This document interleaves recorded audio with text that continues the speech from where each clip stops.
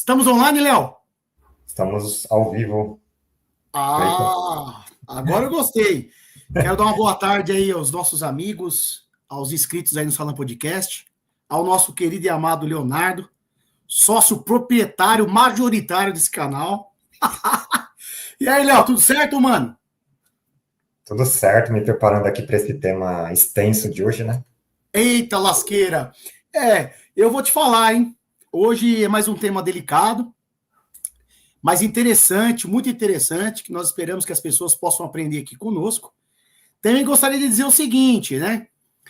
Por favor, pessoal, esse negócio que tá ficando sério, tá ficando muito sério esse negócio aqui. Então eu preciso que vocês, né, dêem um joinha no vídeo, que vocês compartilhem, que vocês mandem para frente, que vocês, aqueles que estiverem passando por agora, se inscrevam aqui no canal, tá? Porque a gente tenta aqui trazer algo com qualidade. Então, é claro que nem sempre tudo que vamos falar aqui as pessoas vão ficar satisfeitas e empolgadas, mas nosso objetivo não é esse. Nosso objetivo é discutir um pouco aqui, trazer conhecimento sobre a religião islâmica, a religião cristã, sobre questões econômicas, políticas, religiosas, históricas, arqueológicas. E hoje a gente tem um tema muito interessante, que hoje a gente vai discutir.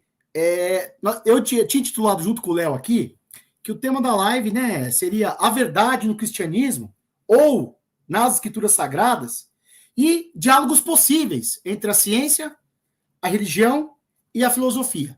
Então, é possível um diálogo entre a ciência, a religião e a teologia? Não sei, vamos ver agora, né? Mas, de qualquer maneira, o nosso tema central é a verdade, tá? Então, Léo, eu acho que, como eu fiz as honras aqui abrindo e recebendo os nossos amigos e colegas e curiosos também que vão entrar aí ao longo dessa live, eu diria o seguinte, meu irmão. O que é a verdade, Léo? Para a ciência, para a filosofia. O que é a verdade, mano? Você poderia dizer para a gente, a partir dos seus estudos, das suas reflexões, o que você entende por isso? O que você pode contribuir aí com nossos ouvintes, as pessoas que estão nos assistindo, mundo afora? Caramba, estou profetizando, hein? O que você traz aí para a gente sobre esse tema, Léo? Como você pode contribuir com a gente? Salam, paz de Deus a todos. Obrigado aí pelas honras, Cleiton. Então, essa pergunta, o que é verdade para a ciência e para a filosofia, ela é muito interessante. Na verdade, se nós formos lá para o passado, os sábios, cujas civilizações já tinham registros por escrito, a gente vê que eles refletiram sobre isso. O Aristóteles, ele falou que a verdade é aquilo que corresponde com a realidade. Né? Então, ele tinha essa ideia. Aristóteles é conhecido como o pai da lógica. Então, simplesmente, o pai da lógica falou que a verdade é isso. Aquilo que é a realidade. Né? Então, já é meio difícil rebater. Aí, depois, nós tivemos Kant, favorava essa ideia da verdade é verdade, aquilo que é real. Frege, em alemão, não sei se é Frege, só sei que o Frege também, ele foi um cara que tentou formalizar a matemática sistematicamente, né, por meio da lógica. E ele também tinha essa ideia. Ele era bem preciso nessa definição de verdade, né? Verdade é aquilo que é a realidade. Depois nós tivemos ali alguns lógicos, Russell, em inglês, né? O Tarski, os dois ali, eles tentaram formalizar as linguagens da lógica. O Tarski, ele meio que cambaleou, assim, para um lado e para o outro, nessa questão, né? Principalmente por causa da limitação da lógica formal diante da linguagem natural. Né? Mas ele tem declarações dele que ele foi favorável a Aristóteles. Né? Aí depois veio Gödel. Então, esse aqui os quatro, Aristóteles, Frege, Tarski e Gödel. São conhecidos como os quatro maiores lógicos da história. Tá? O Gödel, ele inclusive fez uma demonstração matemática sobre a existência de Deus, né? Eu vou tentar abrir aqui para vocês verem a prova dele, né? Prova de Gödel sobre a existência de Deus. Mas ele também, na minha humilde opinião, ele cambaleou também em algum momento ali, tá? Principalmente numa definição que ele fez. Deixa eu abrir essa imagem aqui. Para vocês verem como que a lógica funciona, né? Compartilhar tela. Aqui, acho que é essa. Estão conseguindo ver? Perfeito. Então, aqui é um dos 4 maiores lógicos da história. Né? Não dá para a gente ler tudo aqui, né? Mas, por exemplo, aqui, ó. Aqui no final, esse quadradinho aqui, ó. Portanto, quer dizer, demonstramos que existe X tal que X é G. G é God, né? Então, aqui ele fez estabeleceu 2 axiomas, colocou um teorema, uma definição, aí um outro axioma, um teorema 2, e ele foi desenvolvendo a demonstração matemática aqui, né? Perfeito. Então, esse cara, um dos 4 maiores lógicos da história, ele era crente em Deus, né? Interessante isso. A gente normalmente tem a ideia de que os cientistas, eles não acreditam em Deus. Então, aqui o cara... Quem é mais inteligente que Gödel hoje em dia, né? Difícil achar. Então, assim, pelo que eu vi, as verdades existem... Vou abrir aqui rapidinho um livro. Fica à vontade. 34. Eu já estou adorando aqui que nós vamos nos complementar. Já estou feliz. Lógicas. Nós temos aqui lógica modal, que é a lógica que tem lá dentro dela a ideia de necessário ou possível. Tem a lógica de relevância, né? Tem a lógica combinatória, lógica epistêmica, que considera um saber, né? E o acreditar. Tem a lógica trivalente, né? Então, tem várias lógicas. Tem a lógica polivalente, a lógica deônticas, que consideram o conceito de dever e poder. Só que a lógica matemática é aquela lógica do verdadeiro e do falso.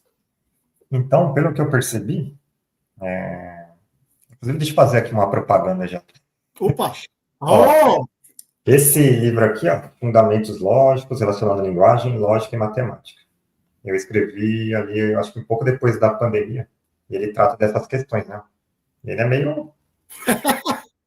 ele tem umas quase 400 páginas. Então, é um assunto muito cheio de detalhe, muito chato. Muito, tem que ter uma paciência. E, assim, pelo que eu percebi, né, na época que eu estava estudando, a existência de várias lógicas se deve à deficiência da lógica matemática. Porque a lógica matemática, comparando com a linguagem natural, o vocabulário dela é muito, muito restrito. Tem lá o e, o então, o não, o verdadeiro e o falso, né? A implicação também, né? Então, é um vocabulário ali um pouco simples. Aí você, por exemplo, não tem a ideia de poder, de probabilidade. Não tem. Então, aí você faz uma lógica lá que tem a ideia de probabilidade, você chama de lógica fuzzy, né? Só que a verdade é a verdade, em todas as lógicas. A verdade é verdade. No entanto, tem um livro que se chama Teorias da Verdade. Nós temos também várias verdades. Isso aqui segundo a lógica. A verdade, a teoria da correspondência, né, que é aquela que eu falei para vocês. Coerência, a pragmatista, que é aquela lá que é verdadeiro se funciona na prática. Tipo, meu time é bom. Tá ganhando? Tá, então é bom. Mas se ele perde amanhã? Entendeu? É uma teoria da verdade. Teoria da redundância, né? Só que conforme eu falei para vocês, a mais aceita é essa teoria da correspondência com a realidade. Então, deixa eu riscar aqui porque é muita coisa mesmo. Hoje Hoje o bicho pega, hein? É um mar de informações, né? Então, peço para vocês que vocês tenham paciência. E, então, assim, ó, nós temos a linguagem. A linguagem, ela reflete a realidade, né? Tem que refletir a realidade, senão é mentira. Tá?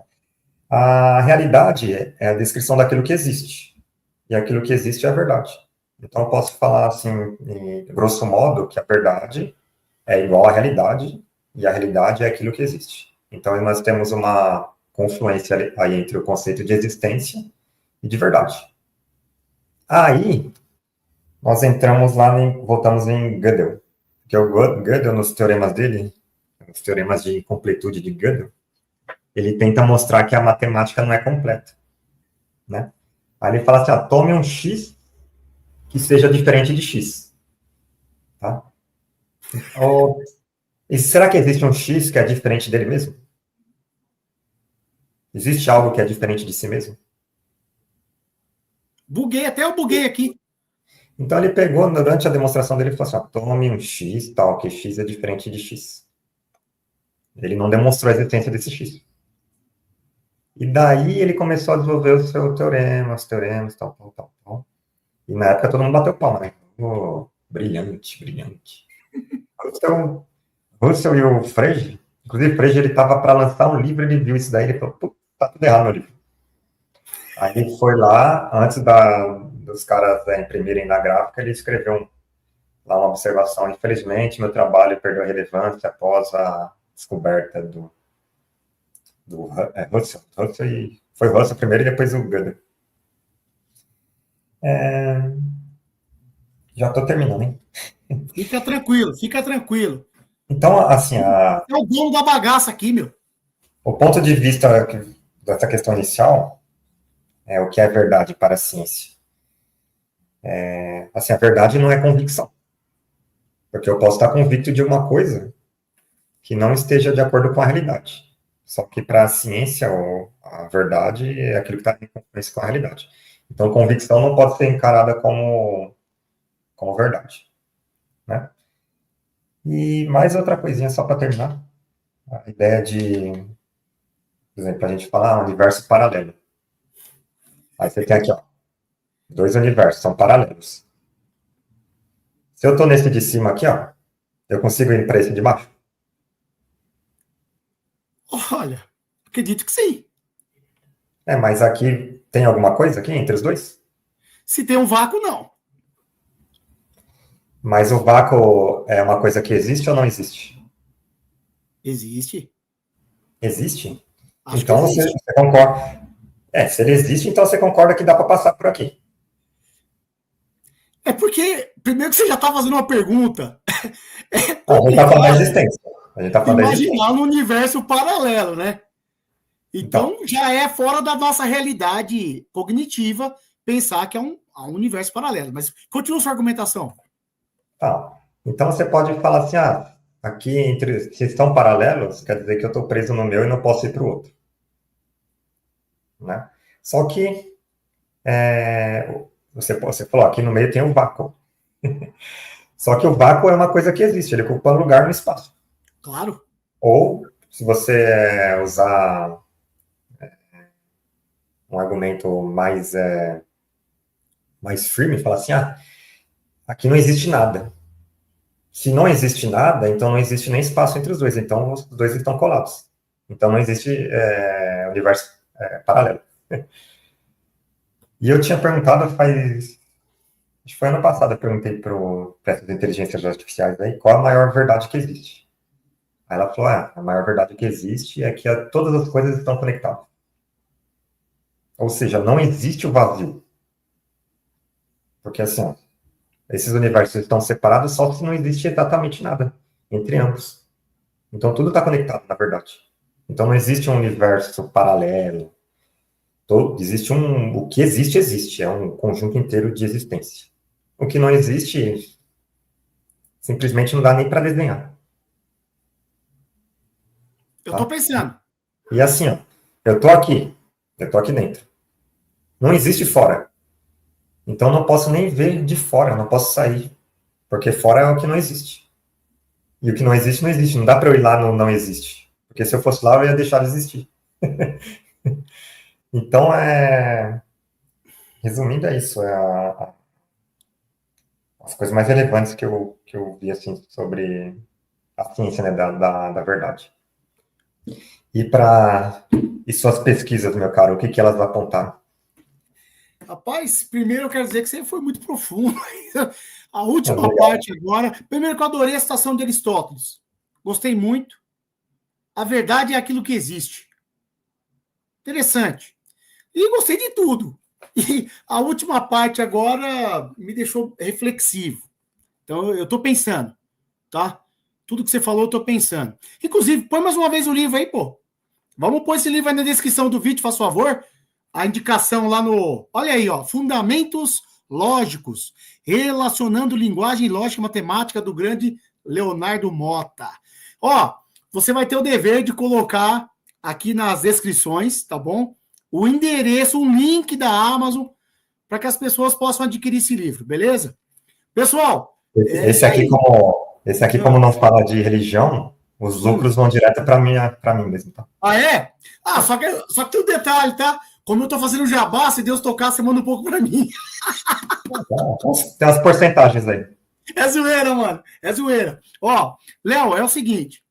Eu quero destacar aqui para os nossos amigos que, primeira coisa, se nós estamos falando de religião ou das escrituras sagradas, de filosofia e de ciência, é importante dizer que a verdade é importante para as três. Já de cara. Então, a verdade, ela é importante para religião, ela é importante para filosofia e ela é importante para a ciência, tá? A primeira coisa que nós temos que entender, e eu gostei muito da exposição que você fez, que você, como um bom matemático, você foi para o campo da lógica. E eu vou completamente pegar um outro caminho e nós vamos para o campo da filosofia. Né? A primeira coisa, Léo, é que as pessoas têm que entender que a verdade ela é um valor para nós seres humanos. Porque a verdade, ela dá sentido para a gente. Ou seja, nós temos uma curiosidade pelo que é verdadeiro e pelo que é falso. Então, a gente tem uma procura obstinada para comprovar coisas. Então, a primeira coisa é, a verdade é um valor para a humanidade. Beleza? Essa é a primeira coisa. A segunda é o seguinte, a verdade, ela tem uma concorrente, que é a ignorância. Então, o que acontece? Os ignorantes, e veja, você ser ignorante não é ruim, porque o ignorante é o que não conhece, o ignorante é o que não sabe. Então, o ignorante, ele não preza pela verdade. O ignorante, ele não se preocupa com a verdade, porque ele não sabe o que é falso. Ele não conhece, tá certo? Agora tem um detalhe. Aqueles que começam a sair da ignorância, eles estão diante da incerteza, Léo. Então, a incerteza diante da vida, tá? A incerteza das coisas que estão por vir, das coisas que acontecem, das coisas que eu conheço e das que eu quero conhecer, o que elas fazem? Elas vão gerar uma dúvida em mim. Então, veja, quem ignora não quer saber. Mas quem tem certeza tem dúvida. Beleza? Inclusive, Léo, eu não sou brilhante, não. Eu estou baseado aqui no livro, num capítulo da Marilena Chauí, sobre a verdade, tá? Que é um convite à filosofia. Fica aí como sugestão de leitura para vocês, convite à filosofia. Tem um também que eu indiquei para o Léo, que é o Filosofando, da Maria Lúcia de Aranha. Mas, então, vamos voltar aqui. Então, veja, a busca pela verdade, Léo, ela é inerente a todos os seres humanos. Então, veja, a gente confia em algo, a gente atesta algo, a gente defende algo, quando a gente comprova aquele algo. Então, a busca pela verdade está dentro de nós e a gente quer isso de qualquer jeito, a gente vai atrás. Isso quando não somos mais guiados pela ignorância, mas como eu te disse, pela dúvida e pelas incertezas. Beleza? Eu vou dar um exemplo aqui, que ela até dá no livro, que é o seguinte. Vocês já perceberam como que a criança, por exemplo, a criança valoriza muito a verdade, Léo? Porque se você for conversar com uma criança, ela fala assim, é de mentirinha, né? É de mentirinha. Só que quando você mente de verdade, você acaba com a criança. A criança fala, não, mas isso não é de mentirinha, você me enganou. E aí a criança fica triste. Então, veja, uma coisa é imaginar, outra coisa é comprovar. Existe uma separação entre o mundo da imaginação e o mundo da verdade, o mundo concreto e o mundo real, tá? Então, eu vou dizer o seguinte, nessa incerteza que a gente passa o quê? A gente passa a ter o desejo de buscar a verdade. Só que tem um detalhe, Léo. O dia a dia é tão corrido. É jornal, é TV, é TikTok, é Facebook, é Instagram. Todas essas coisas, elas fazem com que muitas pessoas não tenham tempo para pensar se aquilo é real ou não. Inclusive, você falou de mundo paralelo, né? A gente brinca com algumas pessoas aqui que vivem no mundo paralelo do nosso país, né? E que seria, na verdade, o mundo da Lua, né? Um outro mundo, um mundo que não existe, um mundo de fora. E eu diria o seguinte, parecido com as pessoas que estão no mundo paralelo, são aquelas que estão vivendo uma vida automática. Mas nós não. Nós estamos, em algum momento, a gente começa a pensar, mas será aquilo verdade? Será que aquilo é daquele jeito mesmo? Será que aquilo é assim? Então, o que vai acontecer? No meio da desinformação, existem as pessoas que vão furar a bolha para investigar e descobrir o verdadeiro significado daquilo. Certo? Então, tem pessoa, Léo, que não aceita a desinformação. Ela não aceita não comprovar o que está sendo dito. Tá certo? Então, na verdade, Léo, assim como o exemplo da criança, a verdade ela é fruto da decepção com a realidade. A gente fica tão decepcionado com certas coisas que a gente começa a se perguntar qual é a origem das coisas, qual é a verdade daquilo, do que aquilo é feito, qual é a sua essência.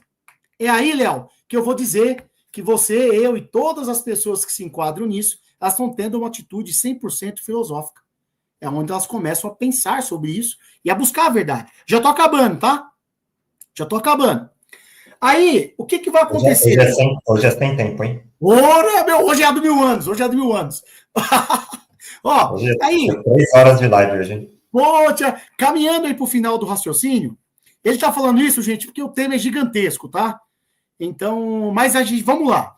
Então, quando vem essa atitude filosófica, que a gente começa a perguntar sobre a origem das coisas, o porquê das coisas, o que é ser e parecer, a gente pega e vai cair naquilo que Descartes traz pra gente, que é a dúvida, Léo.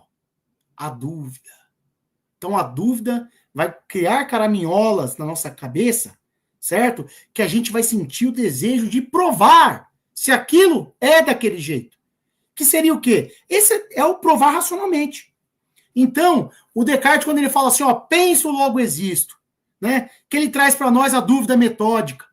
Ou seja, é a ideia, Léo, de que a nossa consciência ela é uma mola para descobrirmos a verdade. Ela impulsiona a gente a um ponto de que ter a dúvida nos angustia, a dúvida nos assola, a um ponto que nós vamos investigar e chegamos à verdade. Ou não. Ou vemos que tal coisa é falsa. Para concluir, eu diria o seguinte, como a fala envolve a ciência também, a ciência, Léo, ela tem um compromisso com a verdade, tá? Mas não se esqueçam, gente, tem cientistas mentirosos. Então, a ciência tem um compromisso com a verdade. A ciência em si.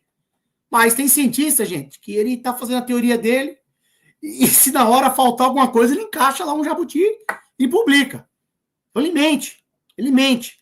Então, não pense que todas as publicações científicas são verdadeiras. Que, inclusive, recentemente, publicaram que a cloroquina podia salvar as pessoas de Covid e, hoje em dia, agora isso aí já foi até retirado da ciência, da revista científica que publicou esse artigo, que é uma piada.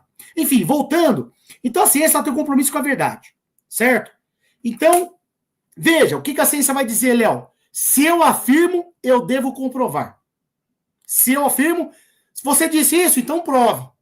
Esse é o fazer científico. Porém, o que vai acontecer?